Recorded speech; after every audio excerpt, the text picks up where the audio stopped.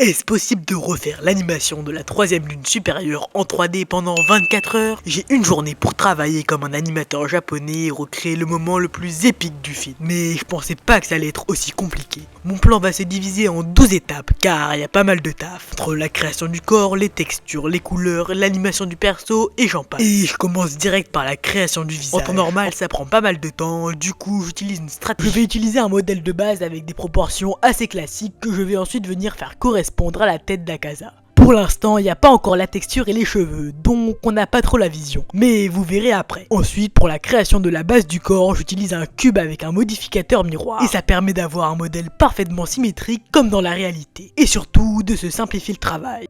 On passe à la sculpture des muscles, et comme dirait Schwarzenegger, l'échec n'est pas une option. Du coup, j'accentue bien les biscottos d'Akaza. J'en profite pour lui rajouter des pieds et des mains déjà faits, parce que c'est une galère à créer pour pas grand chose. Et là, on se rapproche déjà plus de l'aspect voulu. Mais c'est pas encore fini, il reste 9 étapes et plus que 20 heures. J'enchaîne ensuite avec les cheveux, et là, j'ai vraiment du mal. Je tente plusieurs techniques et je perds un peu de temps, mais je finis par trouver quelque chose de potable. Je vais utiliser un segment avec une épaisseur variable que je vais venir dupliquer un peu partout. Bon, le résultat est pas fou, mais j'ai pas le temps de faire plus si je veux finir dans les temps. Maintenant, la ceinture. Une des étapes les plus rapides. J'ajoute juste un cercle avec de l'épaisseur, je crée les nœuds et en 10 minutes, c'est bouclé. Je passe ensuite à la peinture. Une étape assez complexe car je n'ai plus de tablette graphique. Mais je trouve qu'en seulement 1h30, je m'en sors plutôt pas mal. Du coup, on peut enchaîner sur le reste. Heureusement pour moi, les yeux, c'est une étape assez facile. J'ai juste à décalquer l'écriture japonaise. Maintenant, on passe à l'armature. Une étape assez embêtante, notamment à cause du nombre trop important de faces. Mais pour éviter ce problème là, j'utilise un outil magique de Blender, le Quadrimesher. Il sert à recalculer l'aspect des faces pour permettre d'animer plus facilement le squelette du personnage. Ensuite j'importe juste une armature que j'avais déjà créée pour un modèle précédent et je l'ajuste. J'ai bien avancé mais il me reste plus que la moitié du temps et encore pas mal d'étapes. Je passe donc à la veste. Je vais juste venir prendre une face à laquelle je vais rajouter de la matière pour venir couvrir le dos et une partie du devant d'Akaza. Il me reste plus que 4 heures pour les décors et l'animation.